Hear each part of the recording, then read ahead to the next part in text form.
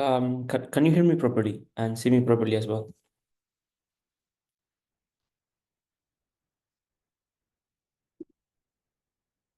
They say something on the chat to check that you're here. Okay, cool. Okay, so let's start today's class. So let me share my whole screen. I want to talk about a couple of things before discussing our topics today. So first, that you already have the first assignment. So you let me actually show you on GitHub. It'll be easier. Yeah, yeah, here, here. So this is the repository, and you should have already access to it.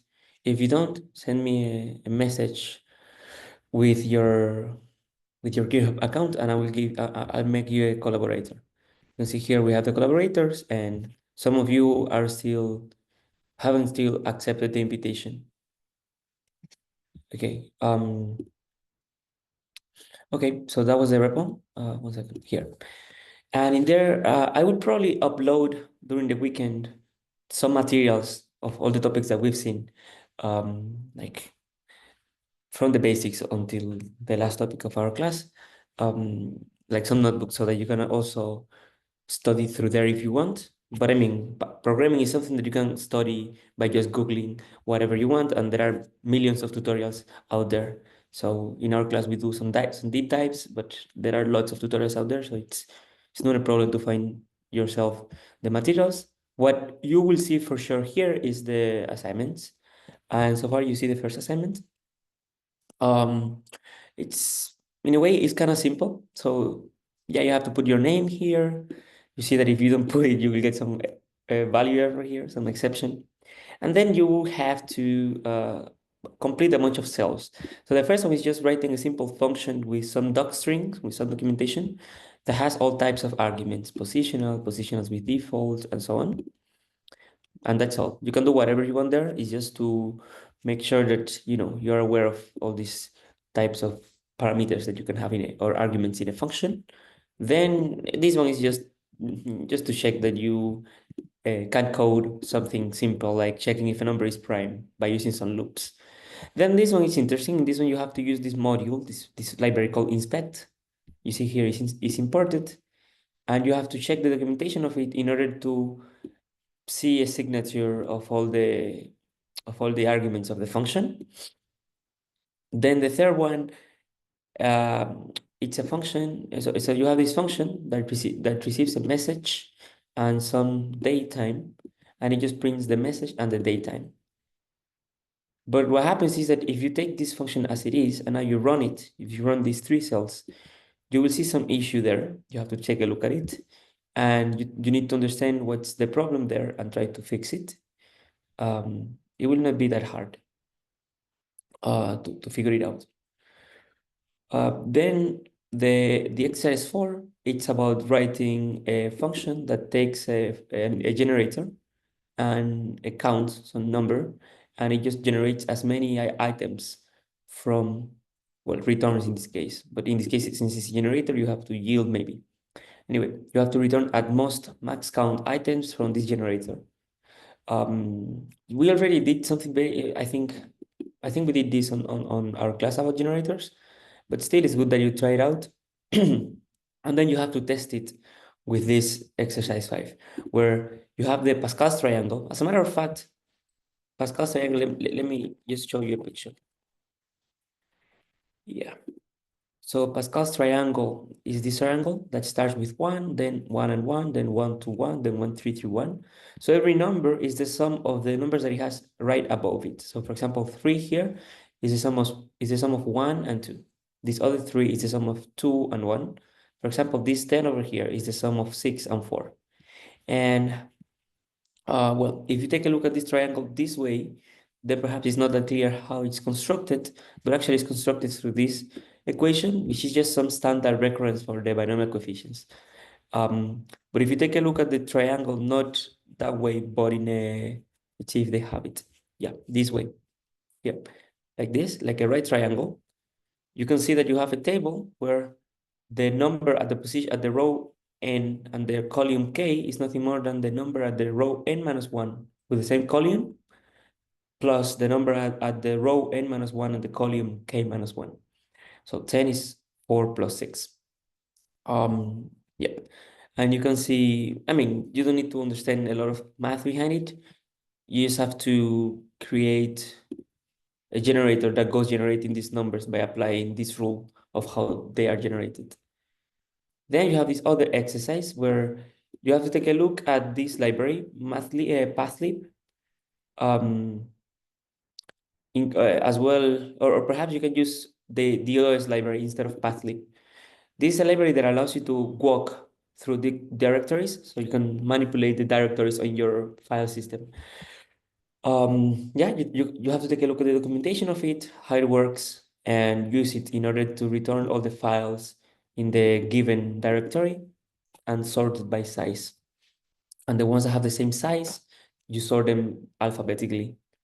Then the exercise 7 is a bit harder.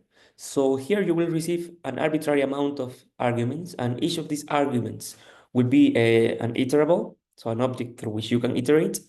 And what you have to do is create a generator, it's called merge sorter, which will go generating the result of merging all these iterables here in order. So for example, if you have two arrays and if you have two arrays as arguments here, then this should take the smallest of the two arrays, the smallest element of the two arrays, and yield it.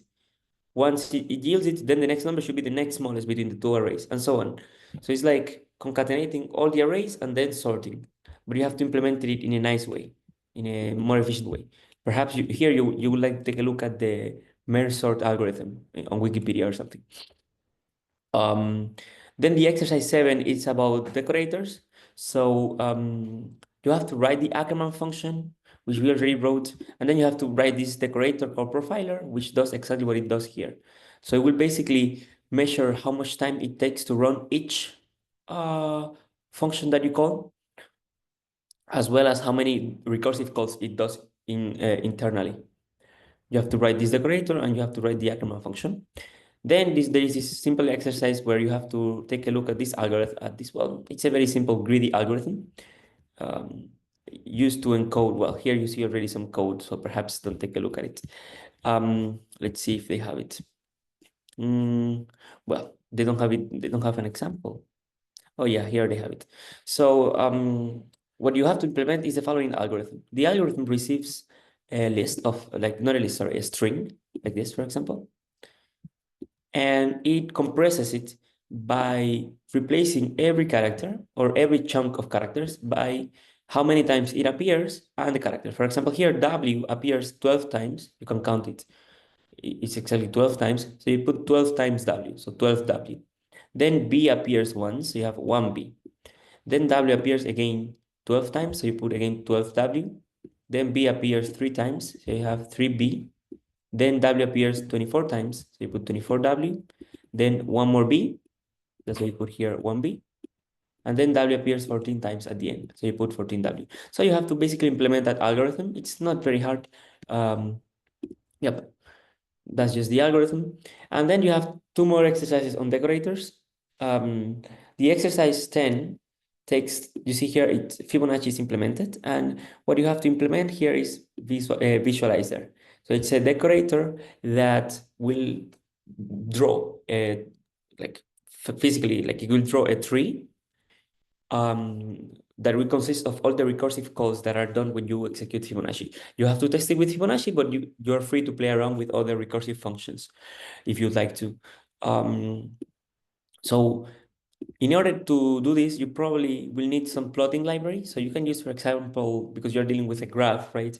You can use the NetworkX library, which I already showed you on the previous session, but you can use anything else. You can use Turtle, you can use, what else can you use? Yeah, you can use Turtle, you can use Matplotlib, whatever you want.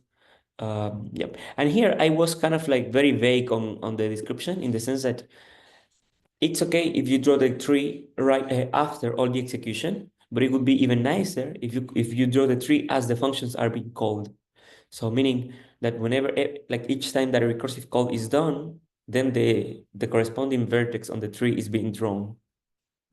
That would be harder. So it's okay to draw it statically after all the execution is being done. So for example, you can construct the graph like as an object, for example, using the graph object in network X, or you can just use your own way of constructing the graph. And after that, you can just plot it, okay, once it's done. Then you have to write the memoizer decorator and then apply the three decorators, memoizer, profiler, and visualizer at the same time to any function, for example, to Fibonacci. You have to figure out what is the right order in which you want to apply them.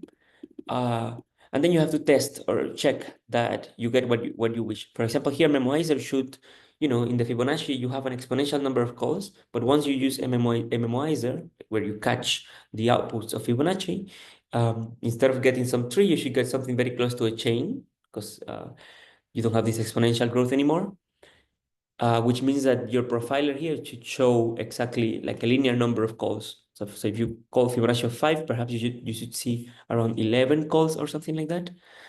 And then visualizer should also visualize only those calls, the ones that you care about, not the whole tree. So just make sure that you are writing it in the right way. And then last exercise, this one is kind of random in the sense that it's not related to decorators. You have a list of objects of different types. So integers, you have types, you have values of certain types, you have lists, dictionaries, and so on. And you have a list of types. So integer, floats, objects, strings, dictionaries, lists. And your objective is to check which pairs, which objects are of which pair. So for each object, you have to know which types it could have. And you have to visualize you have to visualize it in a matrix where the rows are the objects and the columns are the types, or the transpose of that. And then you can use this library, this library Piccolo Mesh, in order to see, I mean, like a parameter, in order to see the correspondence between objects and types. So perhaps you put a color for when they are the type and not the color when they are not the type, a different color when they are not of the type, right? Yep. So that's the exercise. And some of them are vague in the sense that you have to take a look at the documentation and understand how to use something. But still, it's quite a simple homework, in my opinion. Any questions about it before we start with the class, before we go to the next thing that I want to discuss? Actually.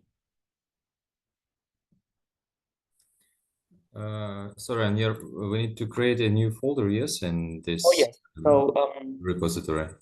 yep. So here you can just create, let me think. Yeah, I think it's enough to just create a folder there in the root. Perhaps later I will restructure it, but just put a folder there and then just put inside the folder the same notebook, but with your answers. And this notebook we should download to our local machine, or Uh, we just can work right, maybe in a right. Google. I mean, you can do it as you wish, but Mhm. in order to submit the homework, you have to do a pull request. So what you should do is forking. So you have to fork the file, the repository, and forking it's basically creating a copy of the project in your own profile.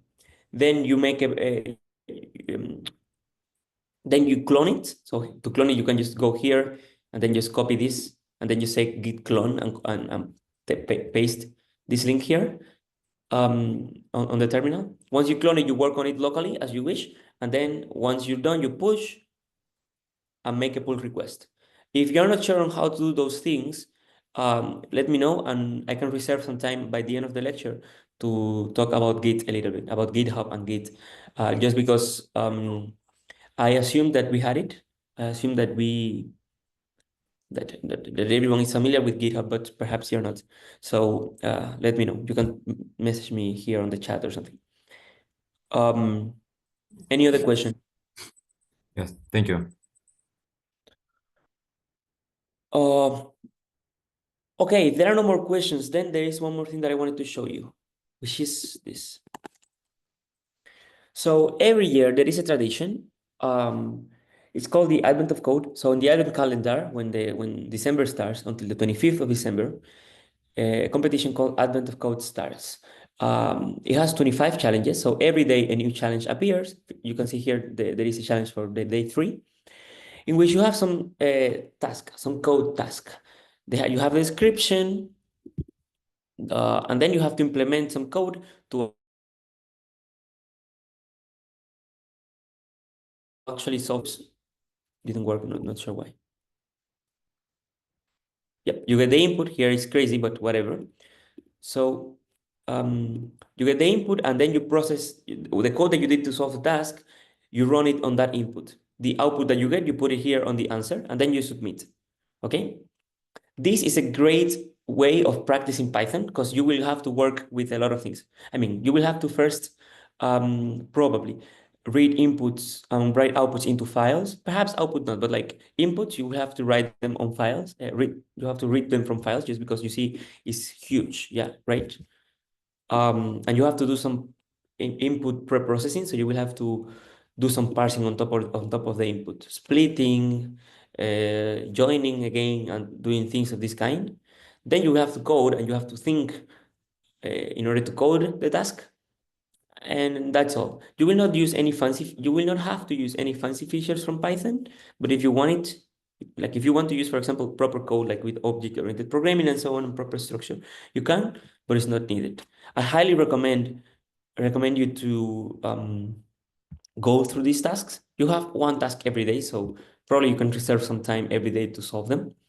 Um, yeah, I did the first day, the first 2 days, and probably after today's class, I will do the third day, the third task. I can show you actually my solutions. Uh, yeah.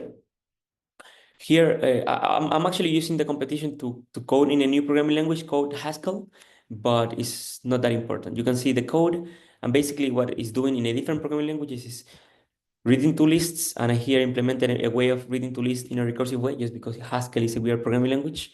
Then I sort the list, and then I compute the Manhattan distance, because the task is very simple. It's about, um, well, you have to read, but it's a simple task. And yeah, you can try to do the same in Python for every task that you have, and that would be interesting. And if you want, we can even discuss them here during our lectures, because I mean, I'm doing the contests, so I'm reading the tasks. And yeah, it's great practice. It's a great way of learning programming and learning problem solving through programming. And just in case, for those of you who have done programming competitions before, these tasks are usually of lower quality than in a classical, for example, Olympiad like ICPC, for instance, but still is great for standard programmers. Yeah, you can see my solutions for the for last year. I'm not sure I have every day. Yeah, I don't have every day solution. I guess at some point I stopped, and I have them in Python. You can see here, for example, my code in Python for the day 4 last year. Yeah. So it's a good task to, it's a good way of practicing. Okay, so that's it. I will send the link here. Thank you. Is it something additional, or Yeah, it's the I novel's mean, homework? yeah, Mm-hmm. I don't really want to have it as homework because technically you can, I mean, you can Google the answers because people post their solutions out there, as well as there are subreddits. There are threads on Reddits for this competition, so it's okay. It's just a recommended way of practicing. But if you want to be forced somehow to do it, I mean, in a personal way, I can put it as an assignment, some specific problems if you want, uh, Mm-hmm. but no requirement a priori from me. Just let me know if you would like me to. Mm-hmm. Thank you. And how much time do we have to solve our assignments? Yeah, I think a week is enough, but if you need more time, let me know. Yes, I think we need, because we have a huge assignment on history and on the two more Okay, subjects. So yes, could we?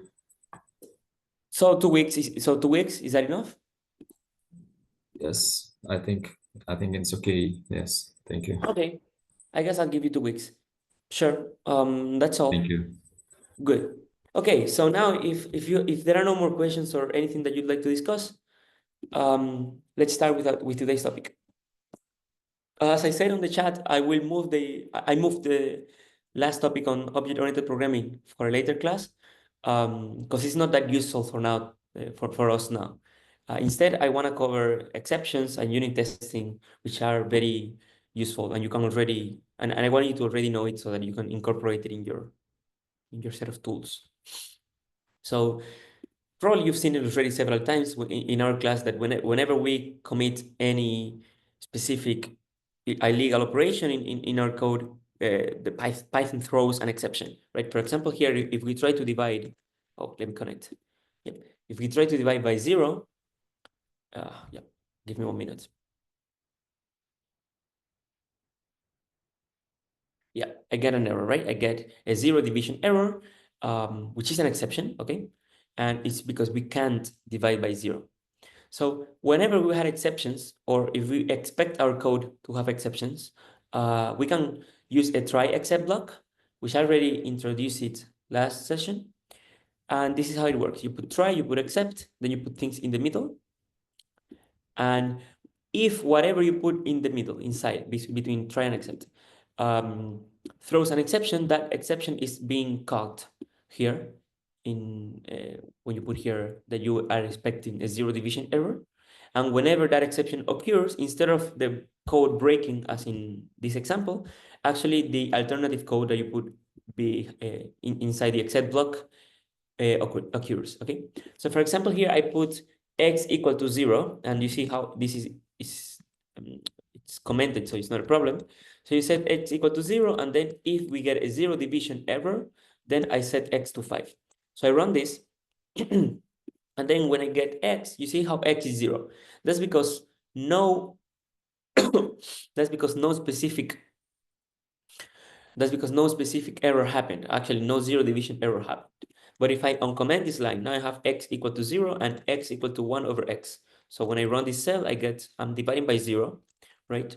So a 0 division error is being thrown, and then it will be caught here by the except block, and x will be set to 5. So when I run now x equal to, when I run x, you see how x is 5. Clear, I assume. Now what happens if instead of a 0 division error, I use a different error? For example, I'll put here value error. It's a different error. What happens is that I still get the error, you see? So, because this except is only catching here value errors, and the error that we have here is not a value error, it's a 0 division error. If you want to catch any specific error, or so any kind of error, then what you have to put here is an exception, which is the generic type for all the exceptions that you'd like to have. Okay? So that's how you do it. Now let me show you a couple of more examples. In this case, for instance, I have this string called, well, whatever, and I'm opening a file with that name, right? Obviously that file doesn't exist. You can check here that we don't have such file. That file doesn't exist. So we get an error. The error that we get is an input-output error. And then whenever that happens, we just print, or in this case, that we cannot open that file, okay? So you see how we get an input-output error, and we print this. If we, for instance, remove this input-output error and instead use a 0 division error, obviously the input-output error here will not be caught, and we basically get the exception, right? The exception is thrown. We see no such file or directory x, y, z, z, y.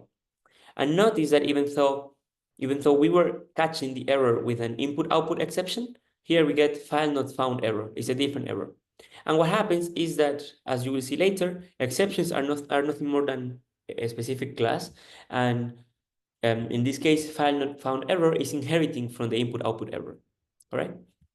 Okay, so as I showed you, yeah, exceptions are specific objects from the class exception, and all exceptions that you'll have are from that, are inheriting, are instances of that class, right?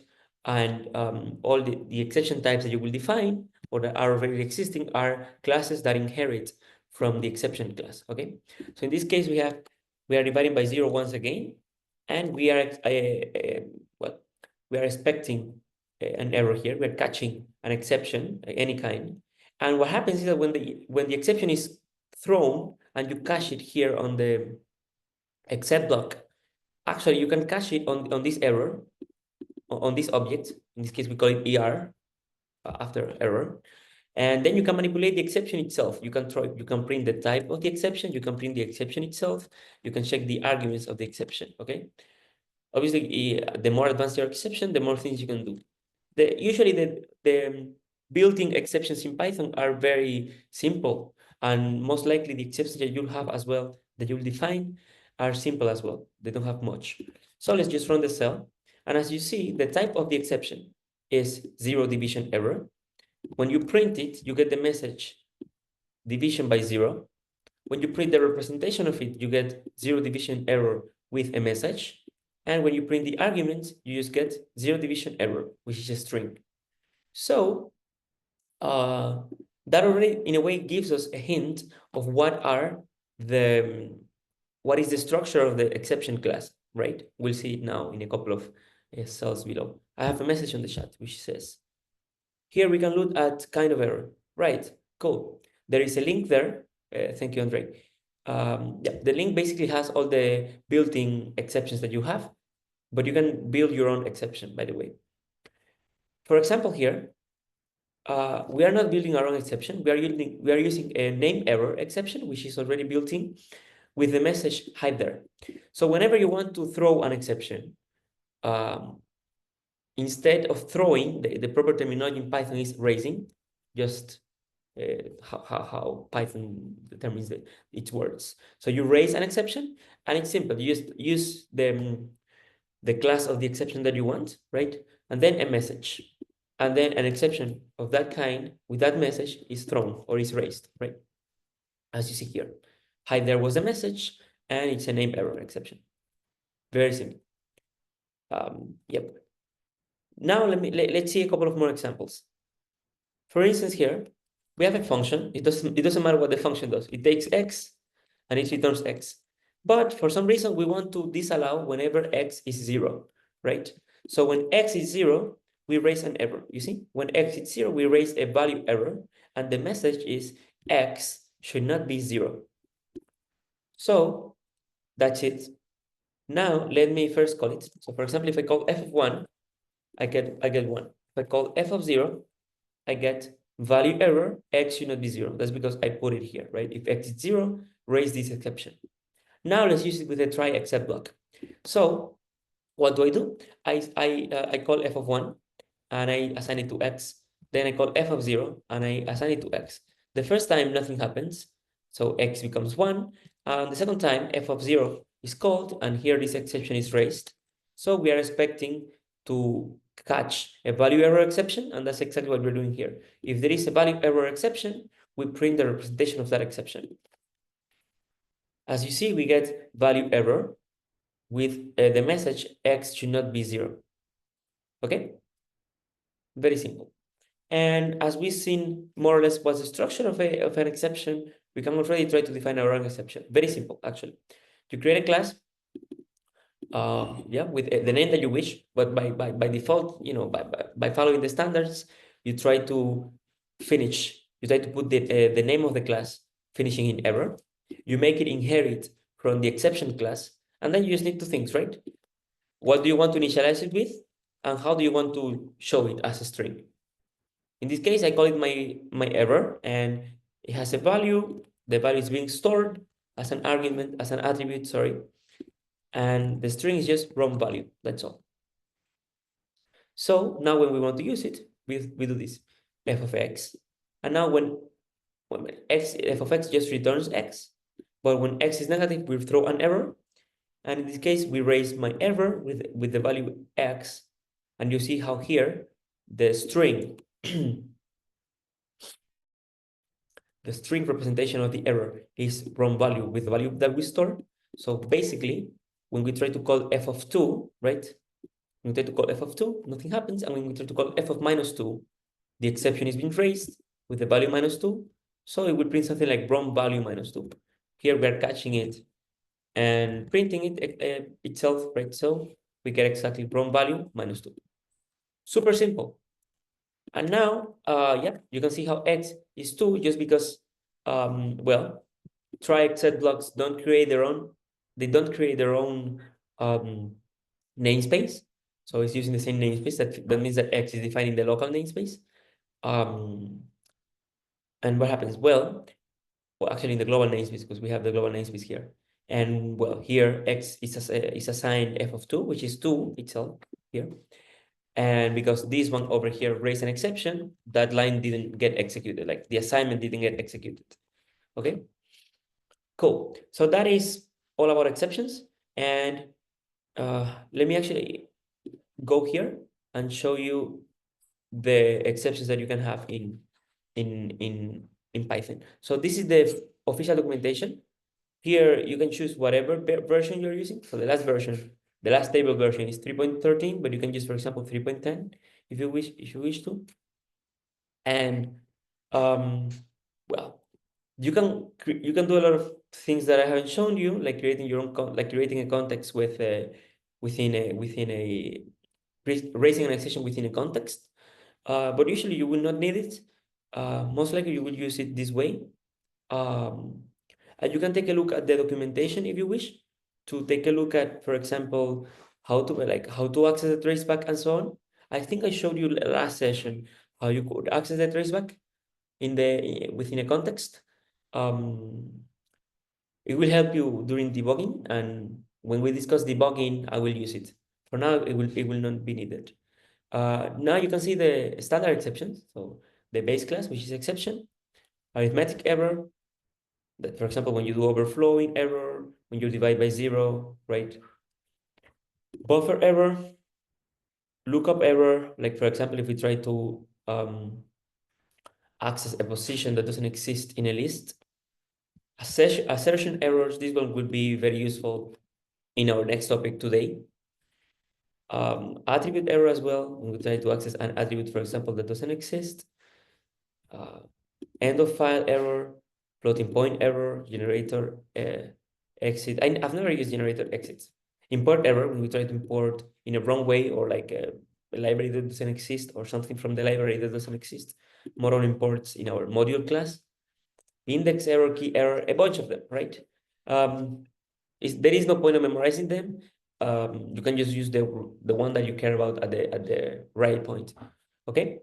And we'll probably see different versions, different exceptions in the different topics that we discuss, okay? So during, for example, our web scraping class, we'll probably talk about async IO, and probably we'll see this error, as well with other ones, okay? Cool. So that's it. Now, any questions about exceptions? It's very simple.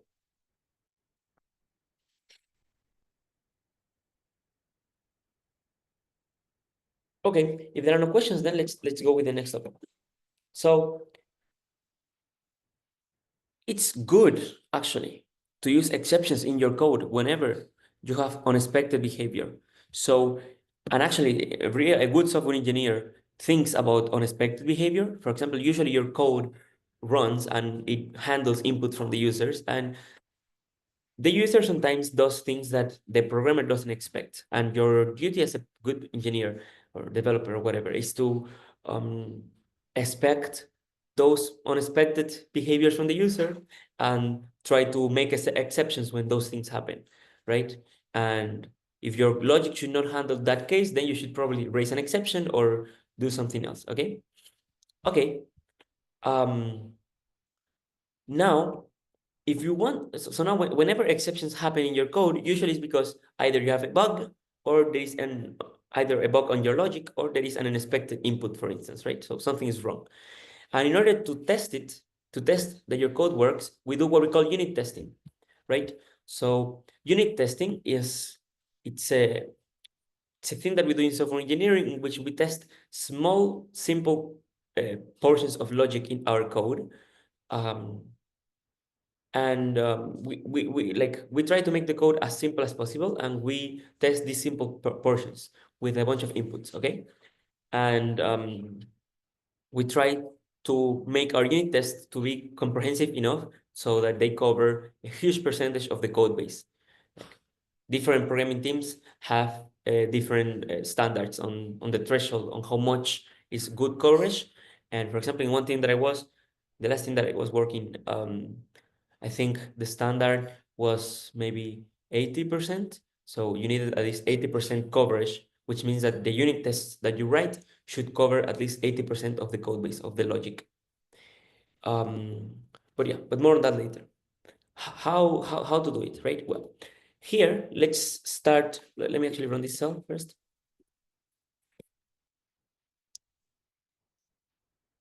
I will not explain you what this cells does because it will be later. Okay, so here I have a list that just has some powers of 2, 1, 2, and 4. And what I'm doing is computing the sum of the list, right? The sum of the numbers on the list. I should get 7. But then I'm using this assert keyword, which is nothing more than checking that some condition is true. If the condition is false, then an exception is raised of the kind assertion error with the message that you specify over here, okay? So in this case, I'm saying something like the sum should be 6. And if it's not 6, raise an error, an assertion error, and the message should be, hey, it should be 6, okay? So as you see, we get that. Very cool. Now, these assertions are the ones that we will use for our unit tests.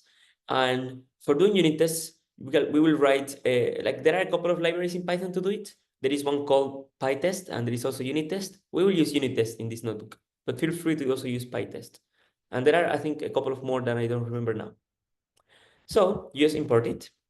And now let me show you how to create your own test, okay? So to create your own test, you have to create a class called, well, whatever you want to call it, but by the standard is to start the class with test, and then you can use whatever, you put whatever you want to test. And you make the class inherit the test case object or the test case class from unit test, okay? So unit test.test case is the kind of like the base class for any test case, and whenever you want to create your own tests, you inherit from it. And then inside, you create a bunch of methods that test whatever you want to test, all right? And the method should start with test, and then you test whatever, and then you put whatever you want to test as part of the name of the method. And inside, what you do is using assertions, okay? So you can either assert like this, so assert whatever, like assert that the sum of the, how was the list called, nums is equal to 7, for example. In this case, nothing happens. If I set it to 5, again, an error. So you can make your test by just using assert, and then assert that the output of your function is the one that you expect, okay? Or you can use which is the preferred version, you can use the predefined methods in the test case class, which already tests different things. For example, we have the method assert equal, which accepts two things. It accepts the expected output and the output that you want to test, and it just checks that this one is equal to the second one, okay? Similarly, you can have assert true, which asserts that the argument that you pass is true. Assert false asserts that is false, right? And you can have as well assert races. So for example, assert races in this case, it checks that whatever you run raises an exception. So you want to check that you're testing basically that your code should raise an exception in this case. Okay, of course, this is silly in our case because we're testing methods from the standard library, which we know should work okay, but still is a good example to do it. Okay, so what am I doing? I have the test here, and now it's simple to run. To run, I just have to say unit test dot main, and when I do this, the unit test library will take care of checking every class that is called test, that starts with test and that inherits from test case. It's it's a subclass of test case, and it will run every test function inside inside this class. Okay, so I will run it, and now let me show you what happens. I get some errors, and let me explain you what's the error. Okay, let me actually run. I will just do it this way. Okay. Let me first copy this. And let me make it a file. So I'll do it this way here. Okay. So I have a file that does this, right? And for now, let me use it in a file, and then I will show you in the Jupyter notebooks, because I need to modify the Jupyter notebooks for, I have to add a couple of things for it to work nicely with Jupyter notebooks. So basically, and let me also remove this because I haven't explained you what this means. So let me just, so you just say, hey, unit test.main, and that will take care of checking all the test cases that we have and running them, okay? So now we'll just run the file. So Python 3 a.py. And as you see, this is what happens. I have 3 dots. That's because I have 3 unit tests. This is the first one. I'm testing that the upper function works. So I'm testing that if I pass foo to the upper function, I get foo in capital letters. I also have I'm also testing the is upper function, right? So I'm testing that if I pass a string, if I use is upper in a string that is full of capital letters, I should get true. And if I use it in a string that has at least one non-capital letter, I should get false. So, yep. So that's the first test case, the second test case. And then the third test case is testing the split function. So it starts with a string equal to hello world. And it's testing that if I call the split method on the string hello world, I get the list hello. I get the list with 2 strings, where the first string is hello and the second string is world. Okay, that's assert equal. As well, I'm testing that if I try to split something that is not a string, that if I try to split something by using a separator that is not a string, I get an assertion. So I'm saying, hey, open this context, right? And check that this code over here in this context should raise an assertion. So that's how you can do it. Of course, there are other ways of doing it, and I think I have that on the Jupyter notebook. If not, I will show you later. So yeah, that's it. And because the 3 tests work okay, then you see how I get 3 dots, meaning that the 3 tests run okay. And it tells me run 3 tests in 0 seconds because they are very simple tests. And it tells me okay. Now let's make an error in purpose. So let's check, for example, let's do this, right? So I'm testing that if I take foo and I make it upper, I get F2, okay? Obviously, this is wrong, so assertion equal. So this will not be equal, which means that assertion equal will raise an exception, an assertion error. And now let me show you. As you see here, this is what it tells me. It tells me the first test run okay, the second test run okay, the third test didn't run okay, F. It tells me fail the test upper, right, inside the test string methods class. And it even tells me the traceback, right? It tells me an assertion error. Foo is different from F2, sorry. So the expected thing is different from what we get. And yeah, it tells me exactly what's the problem. So it ran 3 tests, it failed, and there was exactly 1 failure. The tests are not necessarily run in order as they are given. So that's why you see this test upper is the third one here. Yep. Cool. So let's continue with the notebook. In order to work properly with notebooks, I will do the following. I will first, because you see how here it works with files just nicely, but in notebooks, it doesn't work exactly as we wish. There is a reason for that. But in order to make it work, I will do the following. I will write this cell over here in a file, okay? You can copy and paste it into a file, but I want to show you this function. It's a function that we define to write it as file, okay? So what I will do here is that I take some path, and what I do is opening a file with that path for writing, and I'm writing the last executed cell on our code, on our Jupyter notebook, right? So the last executed cell in the Jupyter notebook, I'm writing the code of that cell into the file that I am writing here, that I'm defining here, okay? So when I'm inside a Jupyter notebook, I can access to the last executed input by using _i, okay? So let me execute the cell. We get some error, And now, but it was executed. So now we'll just create this function dump2, and then I will call it dump2 strings.py. Okay? So now what happens? Well, I have this file here, strings.py. And as you see, it's exactly the code from the last cell that I executed. So this is a nice functionality that works for testing, for decoupling the code. Okay, cool. Now, the reason of why we had this error, like it worked just nicely on the file, but didn't work on the Jupyter notebook, is exactly what happens here. The unit test main function, it takes a look at every test function, right? At every test class that's there. And in order to do that, it first takes a look at the argv of the system. So we can take a look at this. Okay, which in our case, since we started with Jupyter Notebook, it's incorrect because we have basically, as you see here, we have this file, which is the one that launches our kernel for Jupyter Notebook. And then we have this other file, which is, it's a way of representing a Jupyter Notebook in a JSON file. More on that on our lesson about how the Jupyter server works. Now,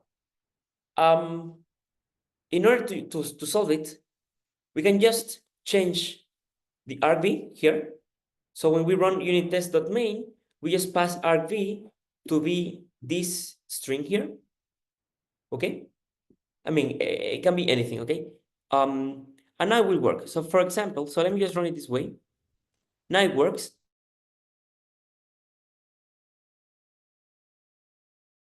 If I turn,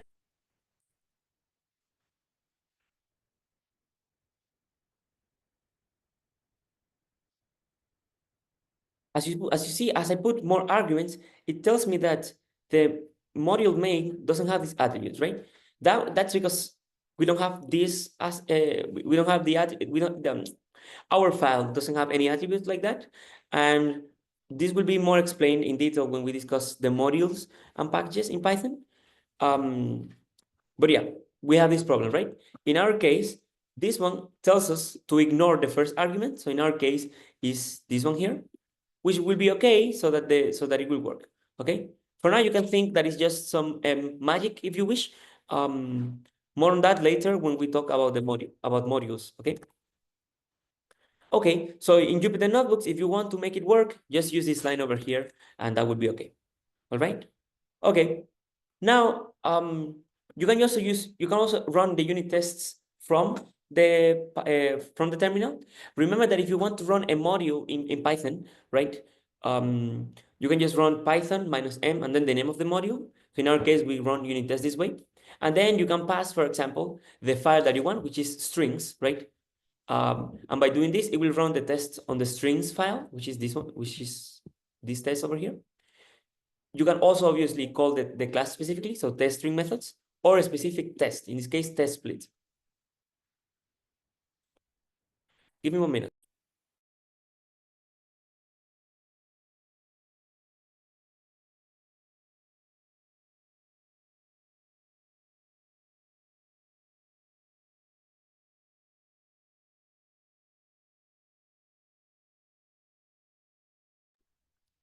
Okay, so yeah, so you can basically run the files from you can run the test from this file by, oops, what did I do? Oh, here, by running unit tests from the terminal as a module, right? And it's very simple. And this tells us actually that you can run either the full file, like you can run all the tests in the file. Unit test will take care of finding them. You can run a specific cell. You can run a specific class of tests, or you can even run a specific method, specific unit test that you wish. Okay. As you see here, it runs three tests, and only one test. Okay. You can make the testing more verbose by using the v method, the v argument here. So you can pass that argument -v over here as well. Okay. And as you see, it's a bit more verbose. It tells me exactly what happens with every test, right? So it runs the upper test, the split test, and the upper test. and each of them went okay. And it tells me every test in which class it is. Cool. And in which module as well. There are a few more flags, like for example, like buffers, catching, fail fast. This one is interesting, fail fast. Sometimes it's useful because you want to stop as soon as you fail the first test. And sometimes it's not useful because sometimes you want to check all the tests. Okay. We will make some pipelines in software development later with unit tests. Because when you ship real software, you have to test your software, and it's a good idea to test your code before committing it into the repository. So we will see how to use fail fast and a couple of other things with tests there. As well, there are four flags, okay? Yep. Now here, I am changing our file. So it's called strings.py, and I'm using this command from Python, from Bash, from the terminal, mv, which stands for move. And I'm moving the strings.py file into the test strings.py. So I'm just changing the name of strings.py, okay? So that I will work with this one. So that the file will start with test. And then I will run the discover function from unit test. And that will show you, that will basically discover all the tests that we have in the current folder. And it will run those tests. So in a way, it's like, hey, I don't know where the tests are, but just run them, okay? And you can run them by just using discover from the terminal, or you can use the test loader class and then the discover. More on that later. Yep. Then you can, so yeah, what about the test loader here? You can import it from unit tests and take a look at the documentation. The discover function, it starts, you put a directory, right? And you put a pattern, a pattern like a regex pattern for how you want to, like the structure of the names of the test that you want to run. Okay, in this case, you want tests that start with test. That's the default behavior. So every file that starts with test and it's a Python file, it will be interpreted as a file for unit testing. Okay. And you can take a look at the documentation in order to take a look to see some stuff. Okay, now let's start creating our own tests, like some useful tests. I mean, useful for the silly examples that we will see. So I create a class. I create a class called widget, which it has a name, it has some coordinates, okay, x and y. And I have a function called size, which returns a tuple. It returns x and y. And I have a function called resize, which just resizes the widget, okay? Nothing complicated. All right. And now we'll create a test for my class. So I want to test that the widget is initialized properly. I want to test that the size function works as I wish. And I want to test that the resize function works as I wish. Of course, in this case, they are very simple. So perhaps you don't want to make tests in real life about these things. But for more complicated logic, you would like to have it. Okay. So I create my test. I call it default widget size test case. And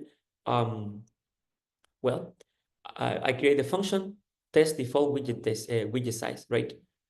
And to test it, what do? I create a new widget whose name is the widget, and I test that. You see how I'm creating it without any size. Normally I can pass the size here, 50-50, but I'm creating it without any size, and I'm checking that it actually has size 50-50 when I create it. So I assert equal, then when I get the size, I get 50-50. Very simple. And if I want to run it, I just say unit test.main, and the default test that I want is this one. As you see, I get one test, it run, I got okay, it worked. Cool. Now, I want to show you that you see how here I am creating a widget, right? Whenever I want to test here. What happens if you want to test a bunch of different functionalities of your object, of your class widget, for example? And then for each functionality that you want to test, you will have to create a widget. So your code will be kind of redundant every time. Instead of doing that, you can use the special method setup, which will take care of creating objects or defining the context for which you want to create your run your tests. In our case, this test case for the widget class will create a widget, and then it will use that widget for all the tests that we want. So setup is a method that will be executed before running each of these tests. So when I say setup, and in the setup, I create a widget whose name is widget, then when running test default widget size, I know that this widget will be created. And when running widget resize, this widget will also be created. So what I'm saying, I'm checking that the widget that I create has size 50/50. And if it doesn't, I raise an assertion error with this message, incorrect default size. And then I want to test here the resize function. So once again, I create a widget, which is run by this setup method. Notice that the setup method should be, the uppercase should be like it's using camel case, right? So um, so like setup with U uppercase, okay? And so when we run this test, the widget is created, then we resize it, and then I'm testing that when I check the size, I get 100 and 150. And if it's not, then I raise an error with this message, run size right after resize. As well, there is a method tear down, which is executed after every test is run. And in our case, we don't need it, but it can be useful for when your setup or when your test requires, for example, modifying a database or creating some files and modifying some files as well, right? So that you kind of like reset those things to what they are before the test. Okay, so when I run them, I get 2 tests and they work okay. Cool.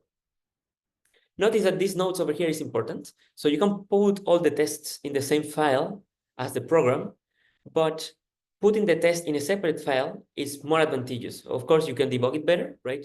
You can run all the tests as a single module itself, as we did in the terminal.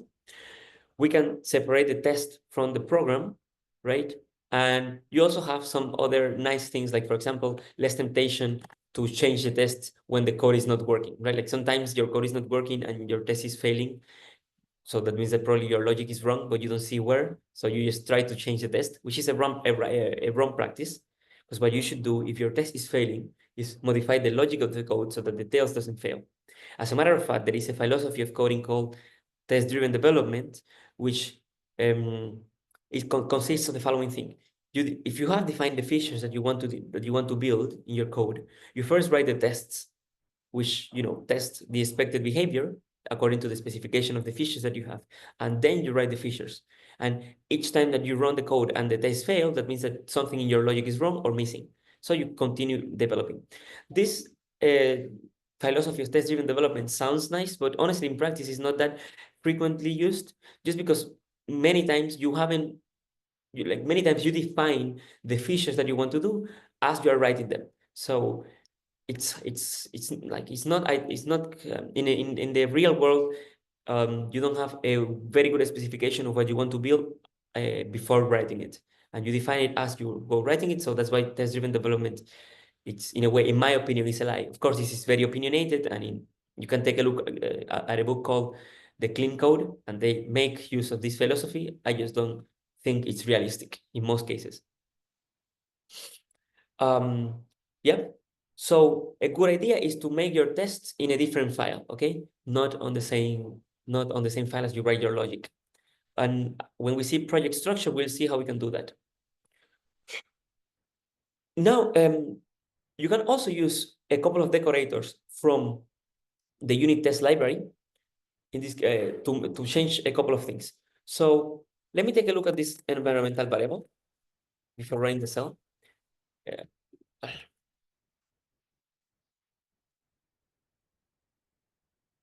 Uh, don't I have this? Yep. So you see how here the system version is Python 3.12, 3.10, 3.10.12, right? Sometimes you want to implement logic only when your environment is the right one, right? So for example, you're using the right version of Python or the right operating system. So here, let's just create this variable version, which should be 09, okay? And another variable called platform, okay? And we will use them to show you a couple of different ways of skipping tests. So now I am creating a couple of tests. So I create my test case and I create this function called test nothing, which the only thing that is doing is failing. So when you say fail, this method is defined on the unit test class, on the test case class, okay? So fail with some message is literally a test that the only thing that it does is failing. But now I'm using the skip decorator from unit tests with this message demonstrating skipping, which takes care of skipping a test. So in this case, I am skipping this test, okay?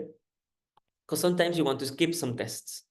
Then there is another skip decorator, which is called skip if, and it skips the test only if the condition over here is true. So here I check that the version is less than 1.3. In this case, 0.9 is less than 1.3. So it's okay. And I put the message not supported in this library version, right? So this test here, like me, doesn't do anything, but I just want to show you how to use skip if. So it will skip this test if this condition is true. So it's okay because sometimes you want to test only your function if you know if you're using the version that allows the function to work, the version of Python or the version of the operating system. So for instance, here I'm using a different decorator. It's called skip unless. So this one skips when this condition is true, and this one skips unless this condition is true, right? So the opposite. So in this case, when the platform, which is this variable here, starts with Win, so when it's Windows, so unless that's true, it skip it. So that means that if the platform is not Windows, it will skip the test because I'm just here testing that whatever I'm doing supports Windows, right? So that's cool because then you can do tests that are custom for specific situations. All right. Yep. So that's it. That's how you use skip, how you skip if. And notice how here, when I run main, I'm using the verbose flag so that I will be a bit more verbose on what happens. And I run it. And I have three tests, right? I have nothing, format, and skip unless. And as you see here, test format, it's skipped because it's not supported in this library version. Test nothing is being skipped because, well, just showing that you can skip arbitrarily. And Windows support is being skipped because it requires Windows. And we are obviously in Linux in this system. Something that you should probably notice, or maybe you notice it already, is that the tests inside a class are executed in increasing order, in alphabetical order. So you have format, nothing, and Windows. So even if you define them in different order, they are run alphabetically, which it's a right order, if you ask me. Okay. Obviously, you can also skip a full test case class. For example, here I'm testing. I have this class and I can skip it. And I can do it because remember how decorators work, right? Like it just changes the object to a different object with a different signature. You can actually take a look at the documentation of skip if you want. Let me go here to Python, to VS Code. And let me try to skip here. Unit test to skip. And now let me show you the code. Can I take a look at the code here? I can't here. Wait, should be able to.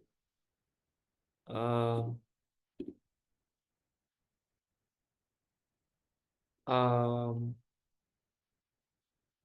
well, I will just then, let me just open this in Python, because I think in Python, it's just a flag or something. Yeah, by the way, I'm changing here VS Code just because I was writing Haskell the other day and I just switched to VS Code, but I can go back to Python to PyCharm if you want. Okay. Let me use a different environment here. So probably let me actually create a new environment.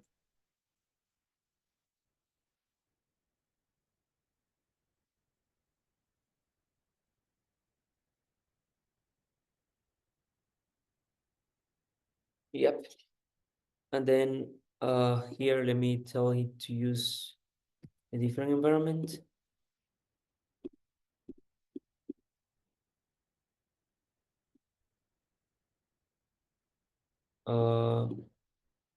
What is this called? Python software development. Okay, so here, and I use this one here, and I use this environment. Yeah, this one. Okay. Cool. Okay, so now if I take a look at, wait, didn't work. Okay, let me just use this one now for teaching, and this one should work.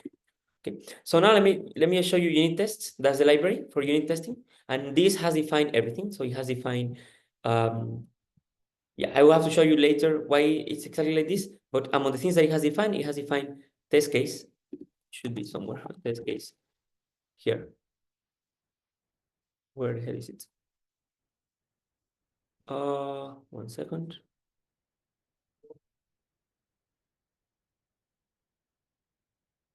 I cannot see it. Here it is. So it has the class test case, which is the one that has the init method. It has the, yeah, I mean, all the methods you want, cleaning up and a couple of other ones.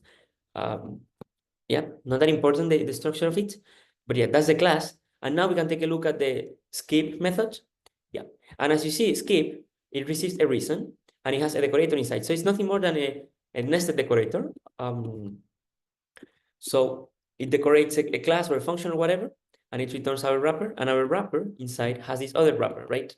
Yeah, over here. And the wrapper is nothing more than raising a skip test. And a skip test is a class that inherits from exception, right? Cool. So yeah, so skip is nothing more than a nested decorator. Okay, so back to the topic. Okay, so here I'm just skipping a class, right? So no test is run here. You see how here the test not run that is inside this class it is being skipped, right? Cool. So skipping a class basically skips every test inside the class. As well, you can use expected failure as this decorator, which is is the decorator that is basically saying that you should expect this test to fail. So what am I doing here, right? I'm asserting that 1 should be equal to 0, and if they are not equal, I have this message that is broken. Okay, so this should fail, obviously. So I put here that this test should fail. And as you see here, test fail, it tells me expected failure. So it's okay. So it's okay because I expect this test to fail. If instead of doing this, I put this one, so 0 is equal to 0, that test doesn't fail, but I'm saying that this test should fail. So now what I get is actually, I have an unexpected success because this test doesn't fail, but I expect it to fail.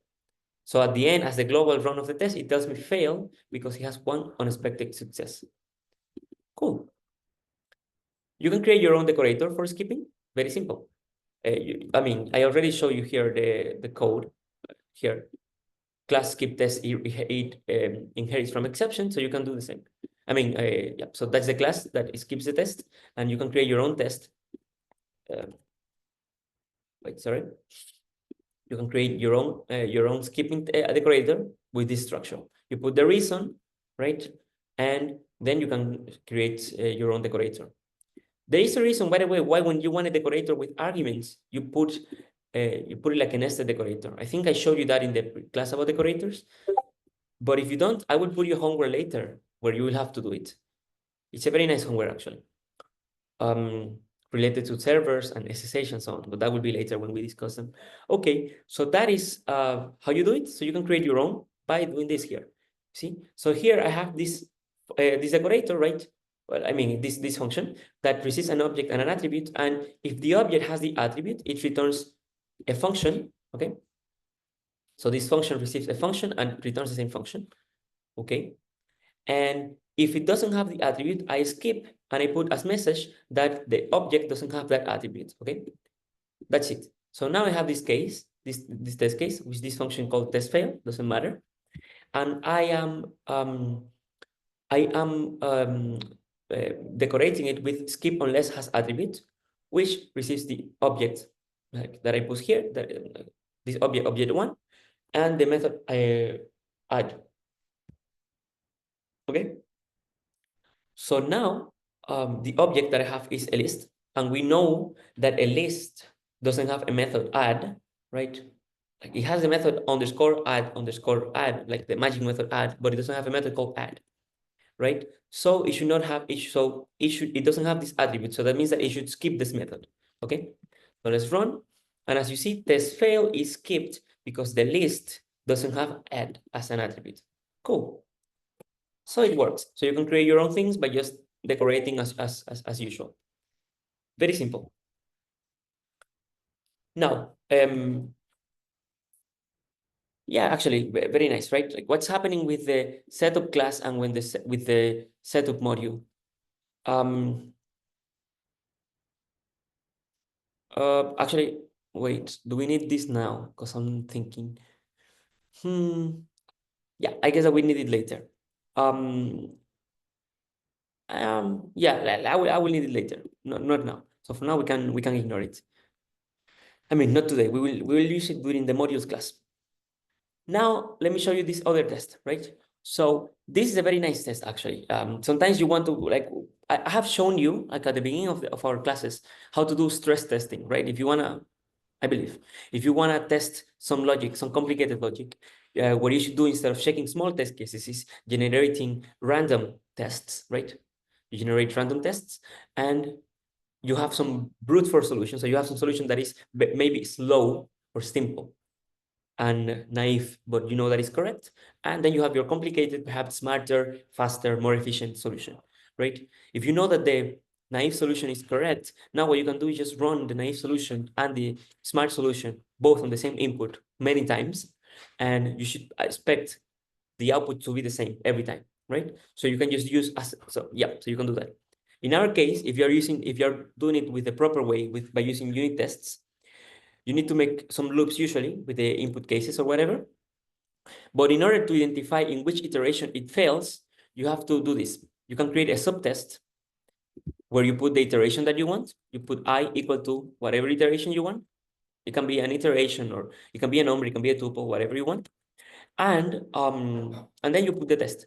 So here I'm checking that I modulo 2 should be 0, so that I is even, right? I want that. Let me do it first without the subtest, just to show you. So I'm just checking that every number is even. Obviously, it's wrong because 1 and 3 are not even. So when I run the test, I get an error. You see? It tells me, test that numbers between 0 and 3 are all even. That test, that's the function here. It fails and it tells me assertion error, 1 different from 0, but it doesn't tell me exactly where it fails, right? Like it tells me 1 different from 0, right? Because that's because 1 modulo 2 is 1. But if the logic is more complicated, it's not telling me that it failed when I is equal to 1, right? Here it's not telling me. It tells me the line of code, but because the line is, this line over here is inside a loop, we actually don't know anything. So when you want to know the iteration, you create a subtest where you can put, well, in this case, the iteration equal to I, and then you test the same thing. And now when you run it, look at what it's telling me. It tells me that the test number 1, it fails, right? Because when with 1 is wrong. And the test number 3, it fails because also wrong is because 3 is not even. So for 1 and for 3, they don't work. You see? Very simple. So you can do it obviously for more complicated things if you have nested loops and so on. You can make tuples and so on. And this is a summary of the most important assertions that you use in a test. So assert equal is testing that A and B are equal, assert not equal, assert true, assert false, assert is. I think I didn't explain you what is, like the difference between is and equal. Perhaps I'll show you in some other time. Maybe when we talk about hashing and so on, I will explain you is as well. So it's not, where am I? Oh, here, you're testing is known, is not known, in. So in, for example, is tested that A is in B, where B is a list, for example, or anything that you can iterate through that can contain things. Assert not in, assert is instance. So basically for any kind of standard function that you have in Python that will give you a Boolean, you have an assertion, an equivalent assertion. For example, these ones are interesting. You can check if two things are almost equal, so that means that their difference is very close to 0. So you round it to 7 digits, right? And in this case, you check if this is equal. You also can check if A is greater than B, if A is greater than or equal to B, and so on. You can even use other things like regular expressions, but I haven't shown you regular expressions yet. But yeah, you can basically do a lot of things, and it's not important to memorize them. You can just use them at the time that you want. Okay, cool. Obviously, each of these things can be implemented through assert equal, right? Because if you want to check, for example, that, I don't know, A is almost equal to B, you just take A minus B, you round it to 7, and then you check that that is equal to 0. So in a way, everything can be implemented through a third equal, but it's nice to use the built-in things. Cool. Any questions so far?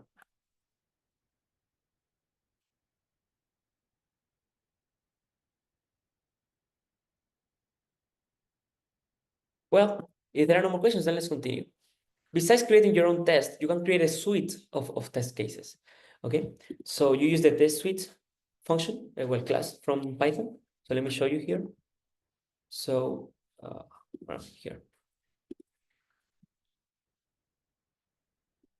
we can use unit test dot test suite.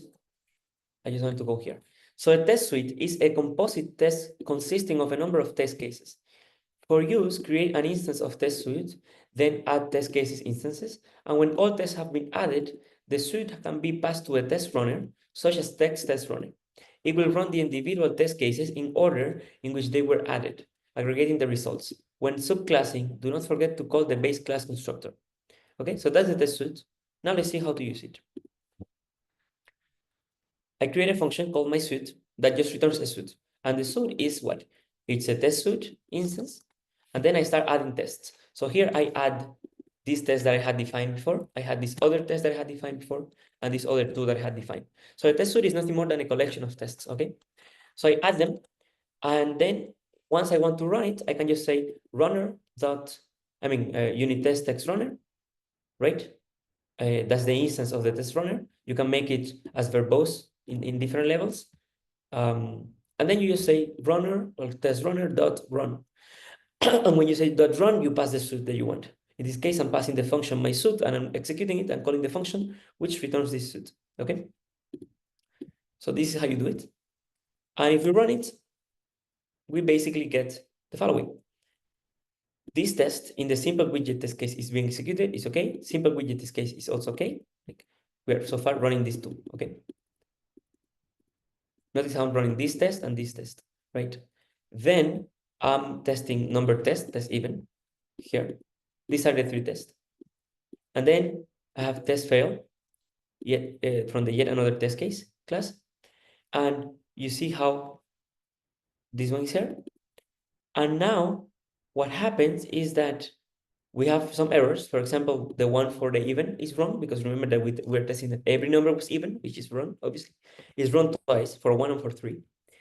And yeah, it tells me that there are 2 failures and there is 1 skip test because one of the tests that we had was actually skipped. So yeah, that's how you can use your tests. So that's all for this notebook. Now tell me if you have any questions, because then I'll continue with something else in locally. I can share the notebook as well. I would probably post it on the GitHub repo as well. Okay, so now let's now that we have tests and that we have seen a couple of things, let me try to use tests in our in a real life scenario. Okay, so for that I will use the advent of code. I will use the first task, which is the simplest one.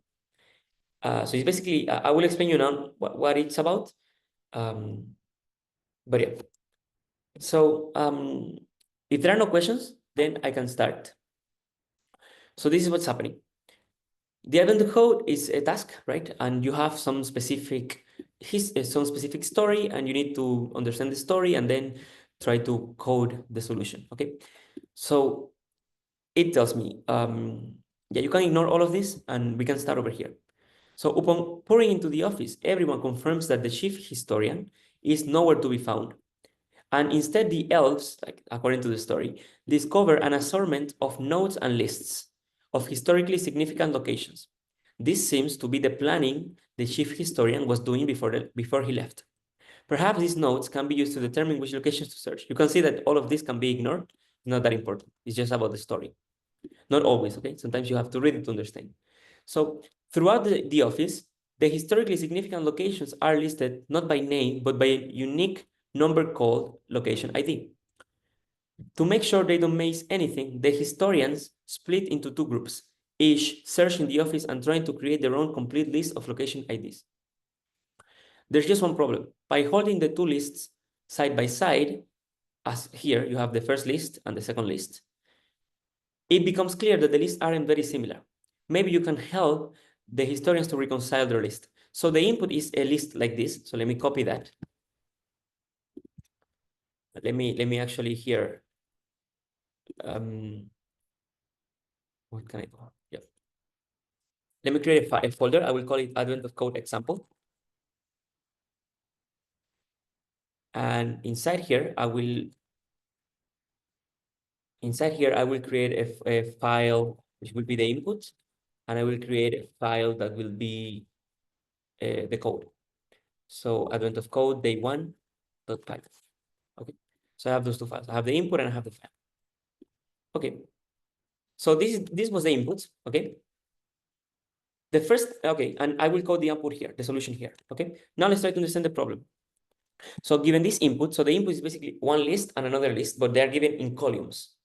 So that means that every time that you read something, you read two numbers. The first one and the like one for each list.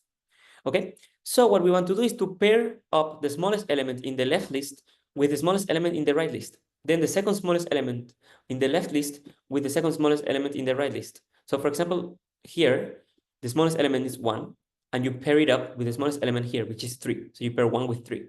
Then you pair 2 with 3, and then you pair 3 with 3 again, and then 3 with 4, 4 with 5. I guess, something like that, right? Here is the explanation. So you pair them, and then once you pair them, you check how far apart they are, and you add those distances. So for example, if you pair a 3 with a 7, the distance is 4. And if you pair 9 with 3, the distance is 6. And then you add all those distances, so 7 and 6, and in that case gives us 13. Okay? So that's what we have to do. Given this list, we pair the smallest element on the first list with the smallest element on the second list. And then the second smallest with the second smallest, the third smallest with the third smallest, and so on. We pair the differences, and then we add them. And that's what we have to report. In this case, for that small input, the output should be 11. Okay? And we receive some input over here, like the real input. This is the test input. It's a huge input, right? But we first will test it with the small case, and then we will test it with the second case, okay? Then we will run it with the whole thing. Okay, so what I will do, right? Let me take the code and let's code it up. So I have to read this from the input. So what I will do something like file is equal to open input.txt for reading. Then I close it, right? Like this. And then I will try to read the input. So I will do something like file.readLines, and that will give me all the lines, right? Like all the lines. And just to check, let's print lines, let's print length of lines, and let's print then lines at 0, just to check that we're reading something correct. Now let's run the code. Let me just run it like this. As you see, it tells me that I have 6 lines, which is correct, and I have the first line is 3, 4. Cool. Now I need to parse the input 3, 4, right? So I will now do this. I have to have two lists, right? So list 1, it's empty, and second list, it's empty as well. I will build those two lists out of the lines that I read here. So I will do something like this. For every line that I have in read lines, right? What do I have to do? Well, I have to take those two numbers somehow. So I will do this. I will take line dot, how can I do it, right? Well, I have a bunch of characters here, like spaces, and those spaces are annoying. So what I can do is saying this line dot split by space, okay? And from there, I know that I get some number here, a bunch of spaces, then some number here, and then the break of line character. So first I will take line dot strip, just to remove the things from the end, like the break of line character. If you want, I can show you actually here the representation of the line before. So let me do it this way, just to show you exactly what input we're reading. So let me run the file. And as you see, I get, these are the lines that I get, right? After stripping. Okay, what happens if I just split then line dot strip dot split. Well, I get basically the numbers that I want. I get 3 and I get 4. Cool. So that's what I want, right? 3 and 4, 4 and 3, and so on. So now, by the way, yeah, so that's what I will do. So now I will just take those two numbers and those will be my numbers. But just for simplicity, just for the sake of showing you an example of what unit test cases are useful, let me actually code it in a different way. You see how here I have 3 and 4, right? So I could say, well, the first number is just line strip at 0, and I convert it into an integer, right, like this. And then the second number is line strip at -1, and I convert it to an integer. And then I can say list1 dot append first number, list2 append second number. I could do that. Now let's check that I have both lists in the correct way. List1 and list2. So you see I have both lists. That's technically correct. By the way, let me put here, let me remind you. Let me put this here, let me put this here. Let me remind you what the task is, right? The task is given two lists, given two lists in columns, compute the pair, the smallest on both lists, the second smallest, the third smallest, and so on. Take the differences, absolute differences, and add them up, right? That's what the task is about. So first I'm constructing the list, right? Like this. So you see that this code over here is nothing more than constructing the list. So a good idea is to create a function that is called process inputs. And processing the input will first open the file. It will create two empty lists. It will do this. It will close the file, and then it will return both lists, right? So it's a good idea if what this logic is just doing is processing the input to code that in a specific function, so that you can test that part, and then you can test something else in a different part. Okay, so I process the input here, and now that I have the input, how to solve the problem? If I have to pair the smallest on both lists, the second smallest on both lists, and so on, what I will do is sort in both lists, and then I just pair the first one with the first one, second with the second one, and so on. So I do this. List1, list2 is equal to process input. Then I sort them. So I say list1 dot sort, list2 dot sort, and then I need to compute the absolute differences and add them up. That's what we call the Manhattan distance. So we create a function here called compute Manhattan distance that receives two lists, right? And well, what do I want, right? I basically want to check that I just want to compute the sum, the sum of the differences. So I can do this. I can zip both lists. Sorry, I can do it in different ways. One way is doing this. I will zip both lists like this. And what this does is a generator that goes generating tuples where the first item is from the first list and the second item is from the second list. Okay. And then I can just take the differences. So it's x minus y, right? Absolute difference of that. And I can add that up. So I will do something like result is equal to 0, result plus equal absolute difference, and then return result. For the sake of, again, showing you later what's happening, I will forget to use the absolute function. So I have a function that processes my input, and I have a function that computes the Manhattan distance. I now read this, I sort them, and then I print compute Manhattan distance of both lists. So this is the code for this solution, for this code, this is the code for this problem. Now let's run it. We see that the expected output for this input should be 11. It tells me that it should be 11. So let's check that it's 11. Let's run it. You see, minus 11, something is wrong. So something is wrong and we need to test it. So obviously we know that it's the absolute function here, but it could be something else, and we could actually miss some small error during the coding without actually noticing. So in order to do that, let's create some tests. So we'll create a Python file, a unit test, okay? Here you can see that when I try to create a file in PyCharm, it tells me that I can create it as a unit test, like this, and I will call it tests, just tests, okay?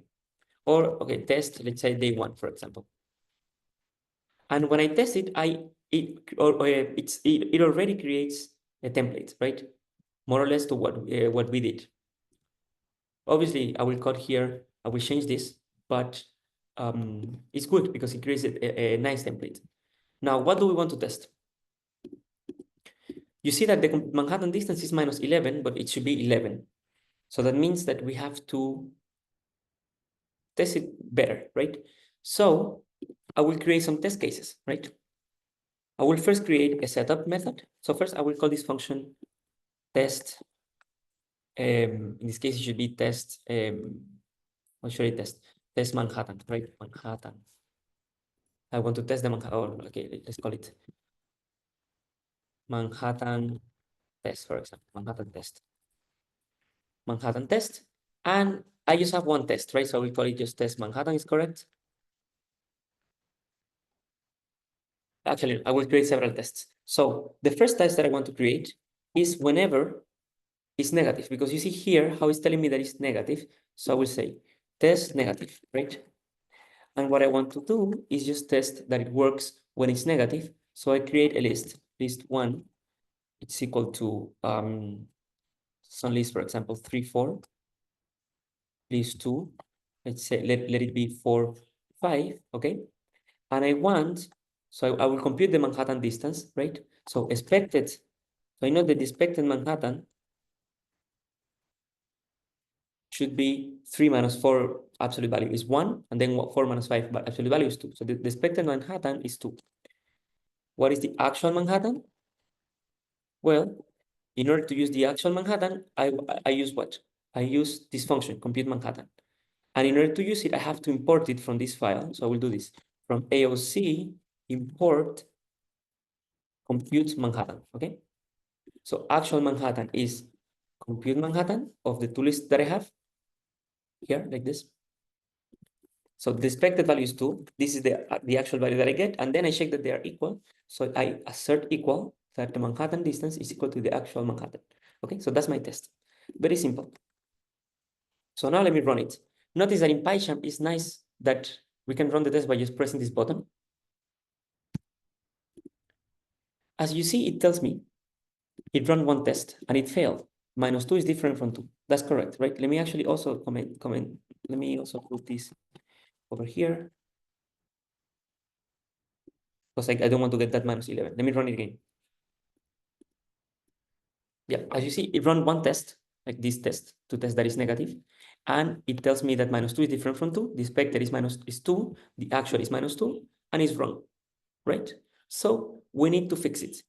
And we see that the problem is that it's giving us -2 instead of 2. So again, this is wrong, but just as a trying to solve the problem, we can just say, okay, then in my Manhattan distance, I will just put here, instead of x minus y, I will take y minus x, right? For example. Now, if I run my tests, it passes. Cool. But now let's create a few more tests, okay? So this is testing negative. Let's test now positive. So test positive. I will copy the same test because it's very similar. So now we'll put list 2 here, list 1 here. The expected Manhattan is 2 as well. And I compute the Manhattan and I check, right? Now I will only test positive.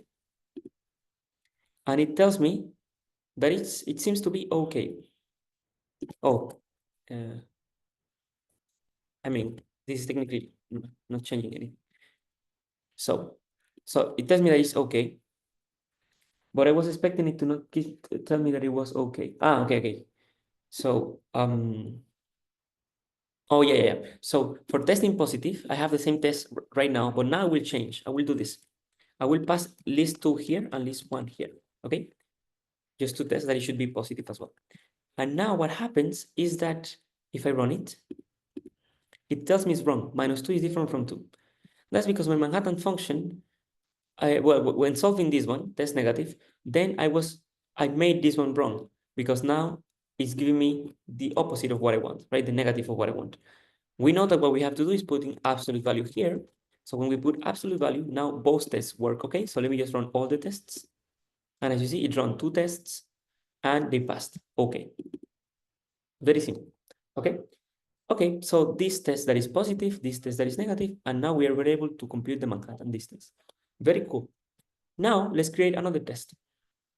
Let's test now that we're processing the input correctly. So I will create a class. I will call it process input test that inherits from this. And now, well, notice that my process input function, it processes the input from this file, right? Input.txt. So what that means is that I have to create this file for every test that I want. And I will create a couple of tests. I will first create a test for when the numbers that I have are a single digit, like this, 1 and 1. So test single digit. And then test multiple digits.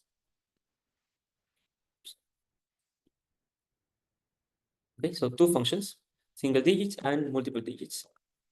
And I will test both. So for both cases, right? So for this case, for single digits, I want to create a test case that, well, I want to create a test case that basically something like this, right? It will create an input like this one. So what I will do, I will say, well, I create a string, for example, input. It will be this string. I will copy. Wait a second.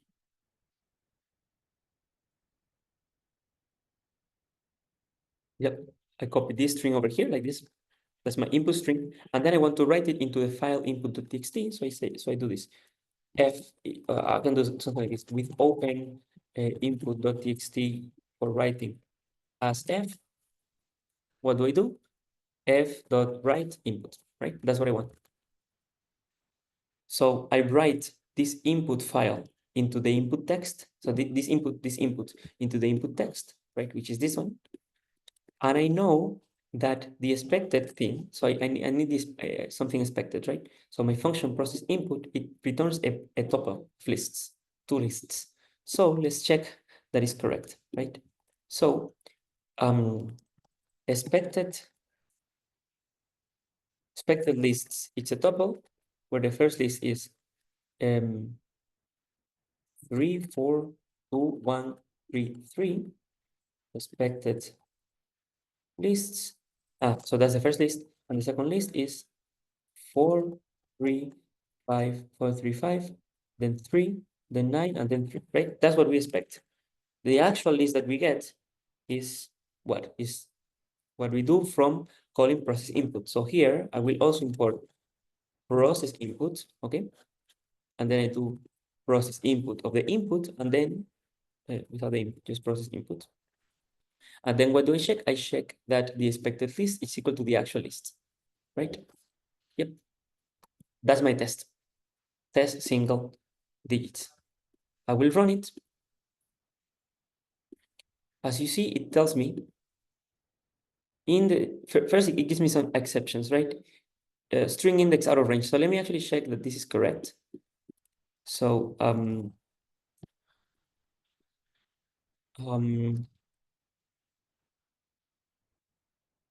this should be okay, I think. So let me actually just do this.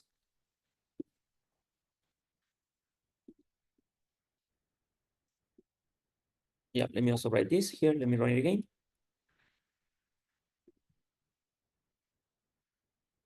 Let me write it here. So, yep, run it again. Cool. So it's writing actually properly. It's writing the files. Cool. Now, so this is correct. Now I'm trying to call process input and let's see what's happening.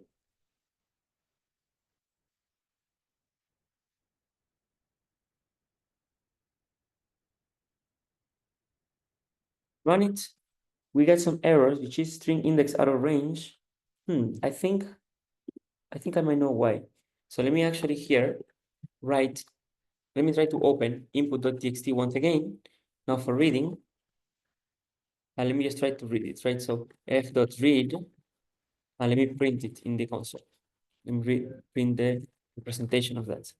So once again, I'm just checking here that that I'm writing the file as I wish. Later on, we'll modify it a little bit more. So yeah, it's being okay, except for this, right? Except for this 3, 3. It's okay. My mistake. That was my mistake. Okay, so now it's okay. Cool. Okay, so this is the input file that I want, right? You see, this is the input file that I want. So so to test that it works with single digits, I write that input into the input.txt because this functionality is actually reading input.txt. Then I call my process input function and I check that the actual lists that I get are the same as the expected ones. And if I do it, I basically get, yeah, one test, it passed. But now, as soon as I try to do it with multiple digits, it will not work. So let me just change the input. Let me actually copy this whole line over here.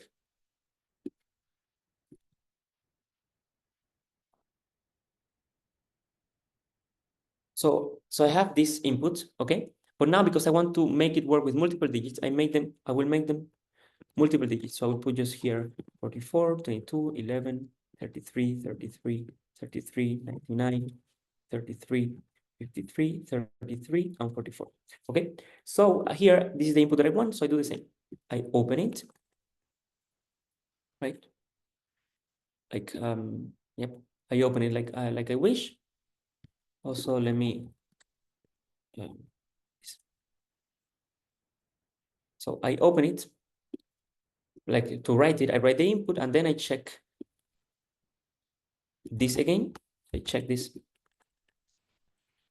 I check that my expected lists, right? The expected list, I know that is 33, 44, 22, 11, 33, 33, 44, 33, 55, 33 again, 99 again, and 33. That's that's what I expect. And I get the actual list, and let's see what happens. So I run this test now, and I know that it will fail. And you see here, it tells me that it expected this, but it got this. But that's because look at what is happening. The first number, so this is the input, you see? My function is taking the first number and the second number and the last number of the list. So it's taking 3 and 4, and it's using those as the numbers to put on the lists, right? So that's wrong. So instead of doing that, what I can do is doing what we actually should do, which is here, you see the test failed. So now we fix the code so that the test passes, right? And what do? Well, we strip the line.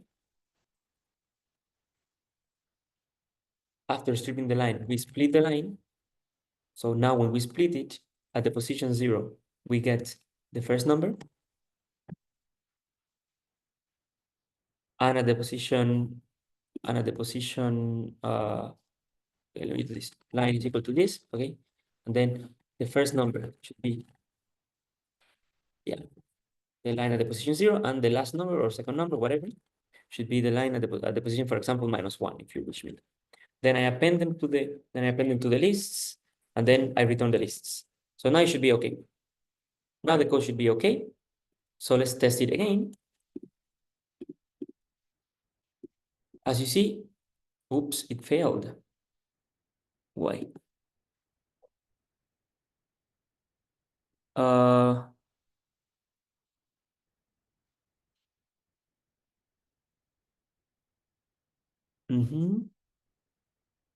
I mean, they are the same, aren't they? It was a type it's a type from my side. Here it should be 55. I want to test that they were the same. Yep. So I run it again and it passes. See, so the test passes because now we fix the test, right? And now we can run the whole test case, for example, to check that that everything works. So I can run everything. I can run the whole code here, and you see that the 4 tests passed, right? Now, something here that you would like to do is like, you see how we have different inputs. We have this input, we have this other input, right? Well, they are kind of, you're testing the same thing just with different inputs. Perhaps just test once, but just run every input, right? That's perhaps something that you would like to do. Yeah. So instead of doing that, and also another thing is like here on the tests, you're opening the file, you see? You're opening the file. and you're opening the file and you're writing something on the file, and perhaps you would like to delete that file after the test. So the first thing that I will do here is define a tear down method. So tear down, and tear down here will basically remove this input.txt file. So we need to remove the file input.txt. How can we remove the file input.txt?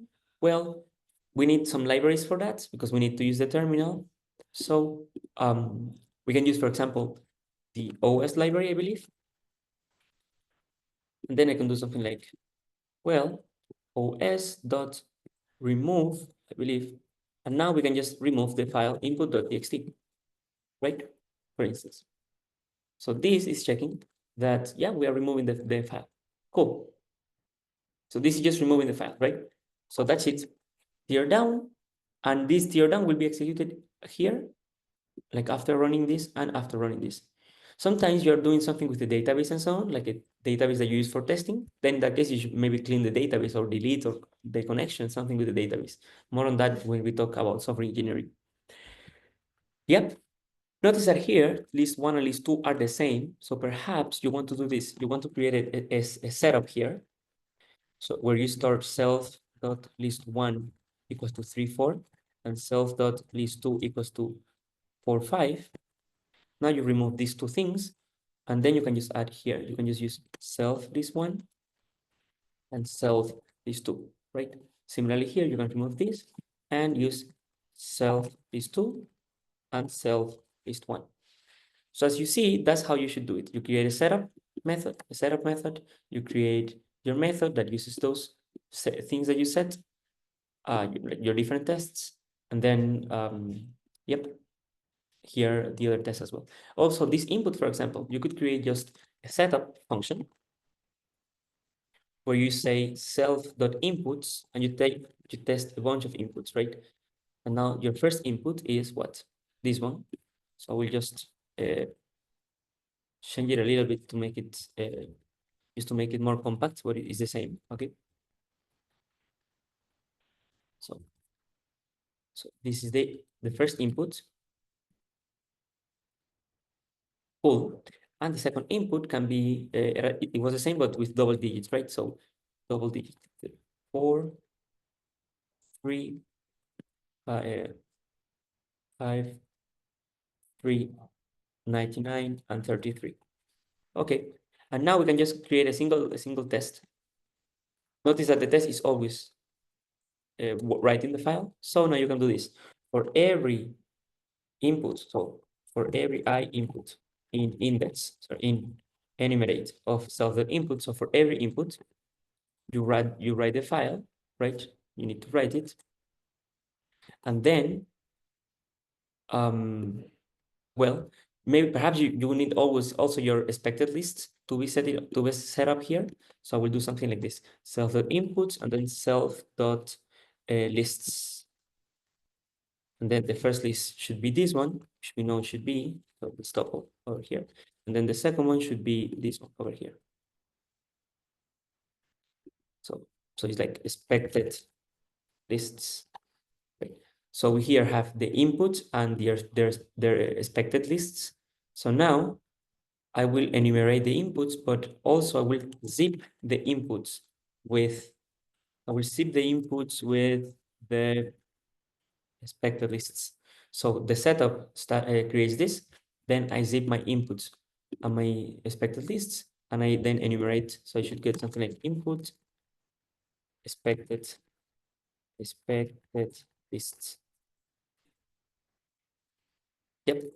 So now I have my input and I have the expected list. So I do exactly what I was doing, which is opening the input, or like, I mean, writing on the file, then processing the input, and then asserting that the expected list is equal to the actual list. And because here I'm testing several times, what I can do is what I told you, create a subtest, right? So I can do something like self.subtest with I equal to I, for example.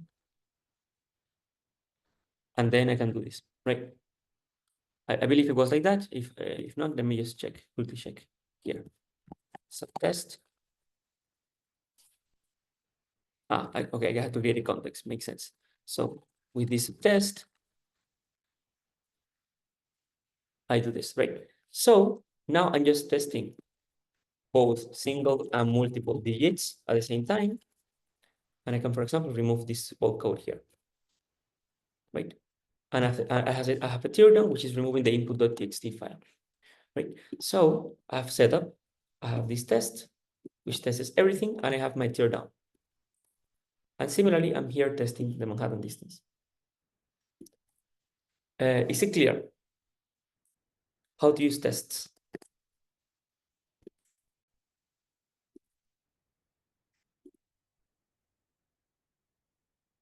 I will assume it's clear, so, or more or less. So now I will just run all the tests once again. So I will run everything. As you see, some tests fail. I get that, wait, what's wrong? Oh, yeah, here it should be 33, my mistake.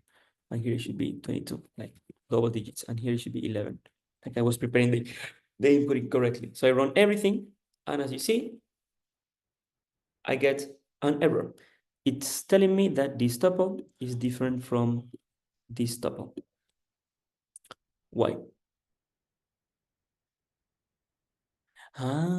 This is interesting, actually.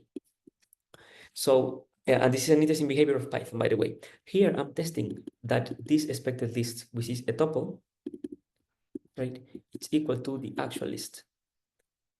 What happens is that these lists exist in memory, and this list exists in memory, and they are different from the ones that are being generated here, even if they are the same. So when you compare the tuples, you are comparing the memory addresses of them. So instead, you should check something like expected list at 0 is equal to actual list at 0, I believe. And then expected list at 1 should be equal to actual list at 1. I believe that's what should happen. And I got another error, which I forgot to put properly somewhere over here. It should be a double-digit number. Okay, so I run it again, and now, okay, wait, I keep forgetting about the double digits. Okay, and now every test passes. You see, it ran 3 tests and they pass. I believe if I remove here this, right, I should still get an error. I know it passes just as well because at least Irene compresses correctly. Okay, so this is what's happening. Okay, so I write these tests. I make sure that my code works in all the weird scenarios, and now that I make sure that it works on all the weird scenarios, the test pass. What do I do? Well, I can ship my code. So I can take this code and use it as the actual code for the task. So the task that I had was this one. Here I can get the input.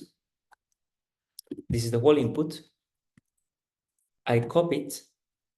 I go to PyCharm here.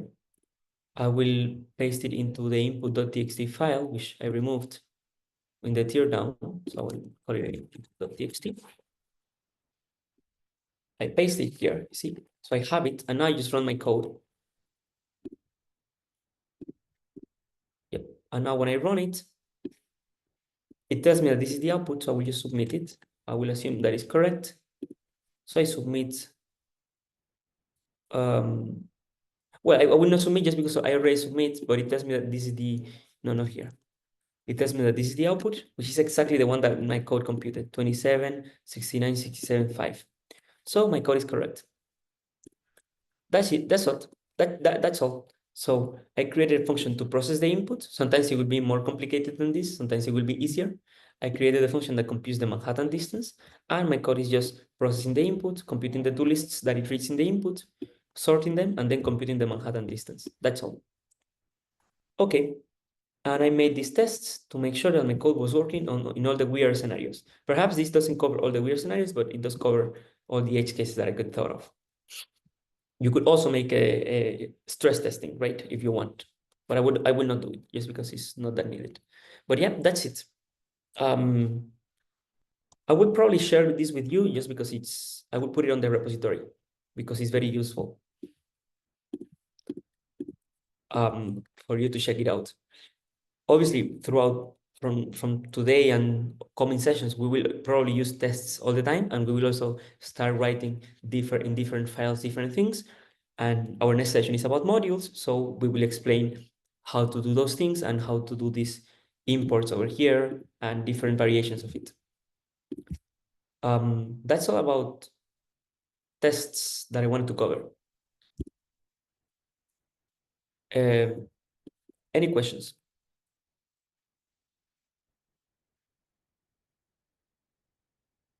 Is it clear? Is it complicated? Perhaps you need more time, examples, homework on that. I need some feedback. For me, it's pretty complicated. I don't know what for other guys, but I Is it, need to time to just to solve it by myself. okay, is it very complicated or just slightly complicated? It's pretty complicated. Okay, okay. I mean, we can go over it again, maybe on No, the no, next no, no, session. no. I just need time to do it by myself. Thank you. Um, do we have a break today, or Yeah, there yeah, is? yeah. I wanted to put a break now, but before I wanted to see the feedback. What about the other students? I like it. Okay, okay. Um, I mean, if you come from other programming languages as a software engineer, you probably have done unit testing before, so it's nothing new. It's just a bit different in how Python does it. I use it for years, but still I found some interesting things in your presentation, so it's Yeah. okay. Okay, I mean, I also don't know everything there because I mean, there are several things in the library of unit tests that I have never used and I probably will never use. And if I have to, I will learn them by that time. And it doesn't take time, right? It just you read the documentation and that's all. But yeah, um, there is another library called PyTest, and I have also used it, but I just like unit tests better. It's also built in, I believe. Um, okay, so then let's have a break and see you after the break. 10 minutes, 10 minutes is okay. There is a lot of information in the lesson. I think we need practice, right? Um, like the best practice that I can recommend you, like I mean, it's a great practice, is taking Advent of Code and solving the tasks at Advent of Code by doing what I showed you here. You write the code, you write tests, you make sure that everything is okay. Yep. So if you want, I can leave the rest of the class I can demo, for example, another problem from the Advent of Code, like the second day, and then I can let you, try to do the tasks on the third day of Advent of Code, for instance. What do you think?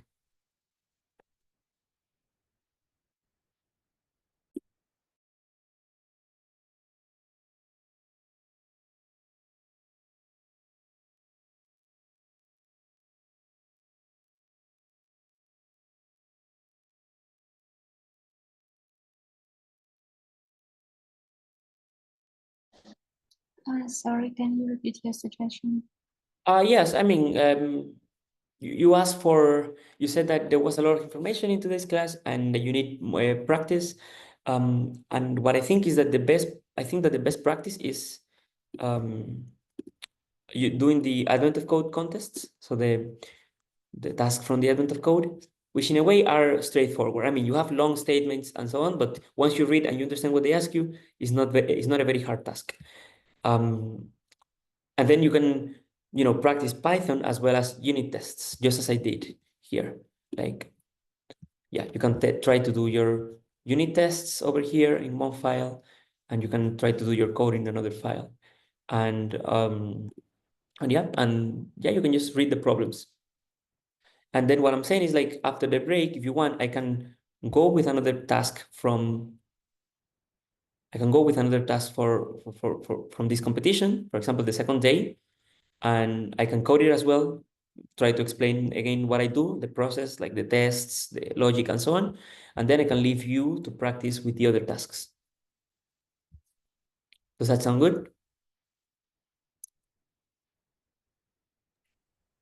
I think yes. Okay, then let's then let's have the break now. 15 minutes. Does that sound well?